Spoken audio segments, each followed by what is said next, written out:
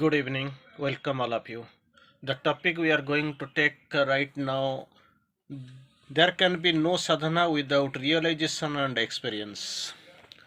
There can be no sadhana without realization and experiences. That is the topic of discussion for right now. We are going to have a brief discussion on realization and experience. Experience and realization that are most needful aspects of sadhana. So Sri Aurobindo tries to quote without really the inner realization, and of course that is divine experience. No sadhana can be possible. With this glorious terms, with this needful guidance, we are going to have a brief discussion on realization and experiences. So the topic is there can be no sadhana without realization and experience. Beautiful. That is a great topic. We are going to have a brief discussion on that. Sri Aurobindo will try to quote a line from Sri Aurobindo. Sri Aurobindo quotes. Steering the course. Whatever we find, we are indulged in food, tea, everything. They are all external things that normally we use. But still in the course here, complete attitude of sadhaka. When I mean, still in the course, complete attitude of sadhaka is something more inward. So when you are in the process of sadhana, somebody in the is pursuing this process of sadhana.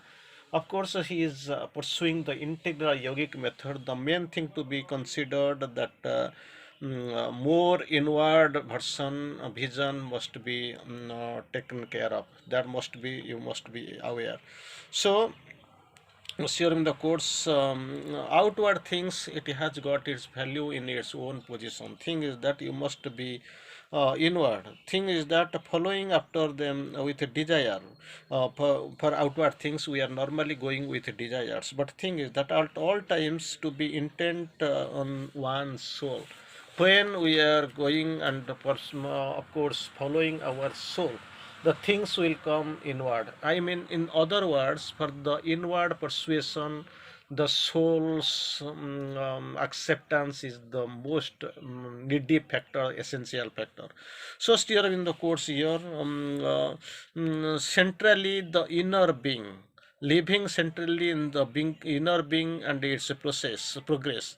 Inner being, psychic being, it has come. Soul, rather soul, it is otherwise psychic being through development. So it has come here for experience and progress. So living centrally in the inner being, living centrally in the beginning, inner being and its progress, taking outward things and action only as a means for the inner progress. It is not at all sufficient so far. So far, we have taken these outward activities, outward things and actions as the major process and major process for progress. But thing is that totally contradictory, totally different. So we have to live centrally in the inner being and its progress that must be concentrated upon, that must be felt and understood. And second, taking the outward things and happenings, it is there out. They have got their value only for the means for the inner progress that has to be taken care of. So again, Sri Aurobindo goes forward that adhara must be prepared, that base. See, without base that there is no question of pressing or tracing an index. Erection or projection of index is 100% impossible without the existence of a base or adhar that must be prepared during the course. Unless the adhar is made pure, adhar is made pure, neither the higher truth like intuitive, illumined and spiritual, or even overmental, or even the supramental can never manifest. So this adhar or base must be prepared. That is the preliminary condition, that is the most essential condition. Whatever forces come down from them get mixed with the inferior consciousness. Every time something force, light and all, everything comes from the higher consciousness, and once this means Aadhaar is not prepared properly, so they get mixed, they get corroded, they get mixed with the inferior consciousness and the half truth, and the half truth takes place of the truth. Original truth, it becomes half truth, or even the without truth, just opposite of truth. It actually, when it enters into the nadir, at the bottom level of the consciousness here in the matter, or even sometimes a dangerous error. That's what Sri Aurobindo quotes. Against Sri Aurobindo goes forward and quotes, if some, it sometimes happens that there is an intense realization of the some aspect of the divine, intense realization of the aspect of the divine. Sometimes it is realized, a sort of communion with it, communion with the divine. First aspect of the divine, it is maybe realized. Second, some sort of communication can be found out, and that is seen everywhere, and in all that is.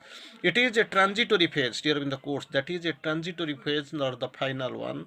And afterwards, one gets a larger experience of the personal divine. Initially something comes, some experience you experience, but thing is that it is not, it is now a transitory state, and after that transitory state comes something, a higher experience of the personal divine in all aspects again, and beyond all aspects, higher consciousness, higher experience of the personal divine in all aspects and beyond all aspects. And then here in the course and the tries possible step by step, sometimes even before your preparation, that also comes, already we have discussed. But thing is that it is not a permanent one. You have to be very much steady, settled in your endeavor. So, here in the course, throughout the experience, there should be one part of the being that observes and understands. In one part, you find that observes and understands. For sometimes ignorant sadhaks are carried away by their experience and stop short there, or fall into extravagance. Ignorant sadhak, they don't know, unprepared, without having any idea, or without having any preparation, they get stop there or fall into extravagance. It must be taken as an experience through which it is that you are passing, who is really the path you are tracking, the passing. That's what to be considered and taken care of. Again, here in the course, special experience sometimes we have, you are having are glimpses of what is to be and what is growing and preparing, and are helping to make conscious ready for it. Sometimes special experiences, something going to happen, some glimpse is coming, something extraordinary to happen, that idea feeling is there. That's what's here in the course. Special experience you are having are glimpses of what to be, again, what is growing and preparing, and are helping to make the consciousness ready for it. So again, here in the course, it is not surprising that they change and are replaced by others. Very clear. That is, it is not therefore surprising that they change or are replaced by others. That is what usually happens, for it is not these forms that you are perpetuated, but against here in the course. Thus, the one thing that has to grow, one thing that has to grow now in silence, quietude, peace, and for free emptiness into the experience can come, and the sense of coolness and release. Five things here in the course here. It's very interesting, very valuable line you have seen here.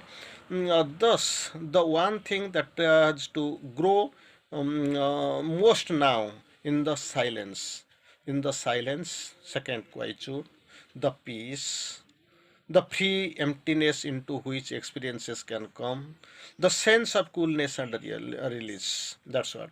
When it is the possession of the consciousness fully, when that is in possession of the consciousness fully, then something will else will come into it, which is also essential to the true consciousness and fix itself. It shows here in the course.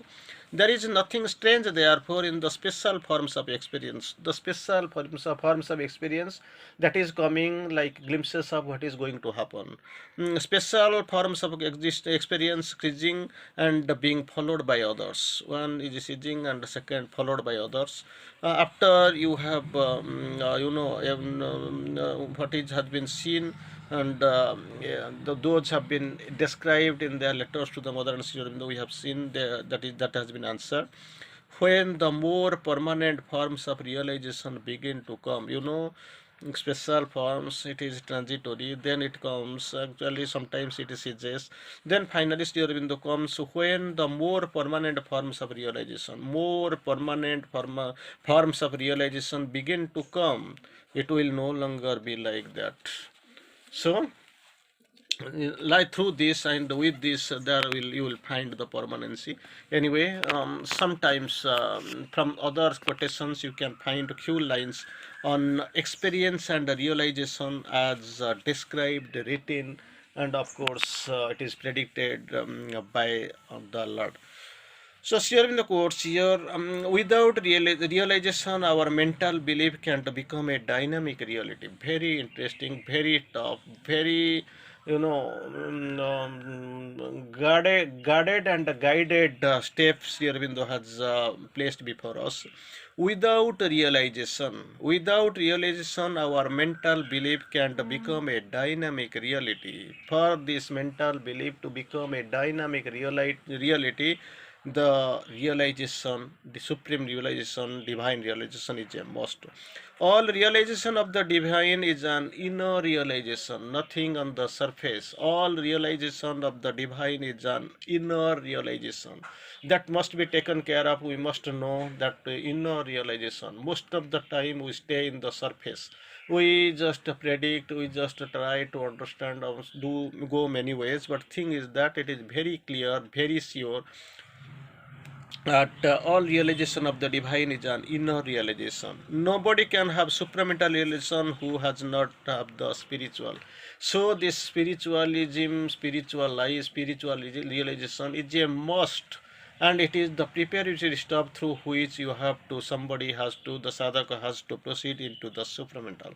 Again, during the course, there is no royal road to the divine realization. Grand trunk road is not yet built for the divine realization. No royal road.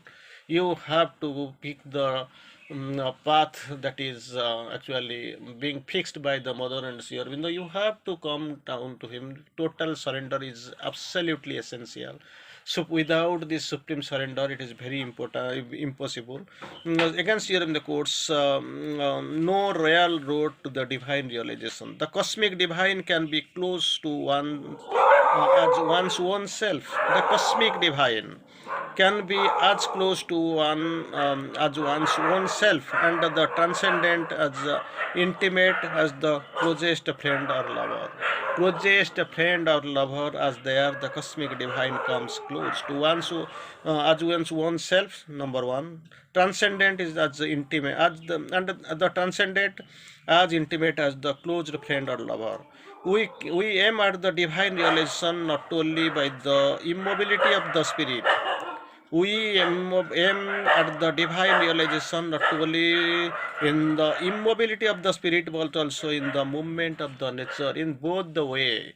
Through immobility of the spirit, second, through the movement of the nature, we can have the divine realization. It is a must. Second, after this realization, we are going to have a couple of lines on experience. Already we know this is not realization. This is of course the spiritual experience, supramental experience. We have quoted in many ways. Here Sri Aurobindo is having a better version to explain us on experiences exclusively. Very fantastically Sri Aurobindo has written it. Here we have to read couple of lines. An inch of experience goes further than a yard of logic. Most of the time we feel the mental logic, that phenomenon we argue. We accept that is final, but thing is that here in the course, an inch of experience is further than the yard of logic. Second. So instead of staying more on logic superficially and mind better, you have to go for the divine to gain the experience. So an inch of, even if this is the subtest, 1 inch of experience goes further than the yard of logic. Second, in yoga, the experience itself is a promise and a forecast. So, if you are in the path of the yogas, so you are following the yogic method, yogic path. In yoga, the experience itself is a promise and a forecast. Promise and forecast both the ways. So, you have to be very much serious and knowing that this experience is a very much needful and very full helpful. There can be no sadhana without realization and experience. That is the topic we have chosen. No sadhana without realization and experiences. So these are the most you have to take care.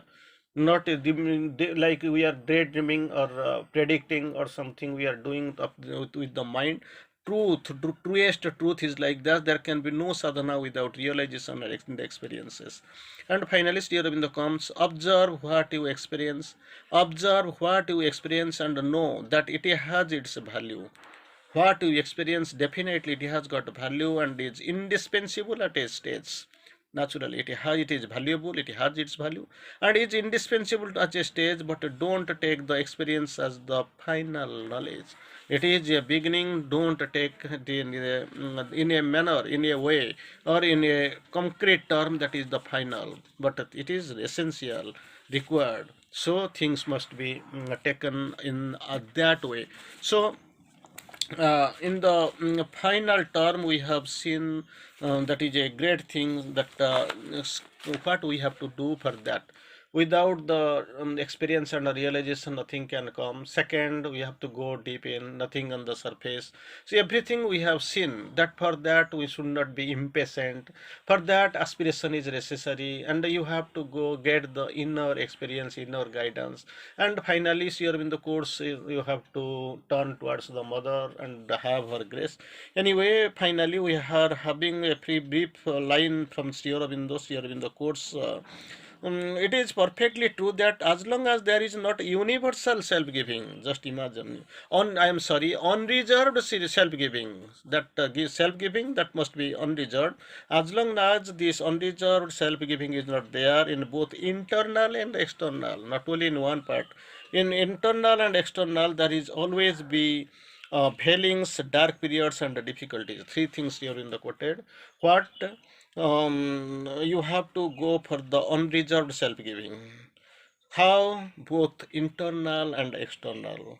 And there will be always, if it is not there, then you will find the lacuna, the problem. Three: one, failings; second, dark periods; third is difficulties. So once this this unreserved self-giving is there and that is internal, then what will happen? The unreserved self-giving in the external would naturally follow. If it is does not, it means that internal is not unreservedly surrender. So this external will follow the internal if there is unreserved self-giving. There is a reservation in the part of the mind insisting on its own ideas, notions, reservations in some part of the vital insisting on its own demands, impulses, movements, ego ideas, formations, reservations in the internal physical, insisting on its own old habits of many kinds, and all claiming consciously, half consciously, or subconsciously that these should be upheld, replaced, and satisfied, taken in an important element as the work, as the creation or the yoga. So anyway, from this brief and great discussion, we come to a conclusion that unreserved self-giving is both external and internal. It is very much necessary. There is no doubt of it. Anyway, this sadhana can proceed through. For this, actually, realization and experiences are utmost necessary, and for that we have to aspire. We have to have the surrender, and we have to turn to the mother for her grace and protection. Bande Matram.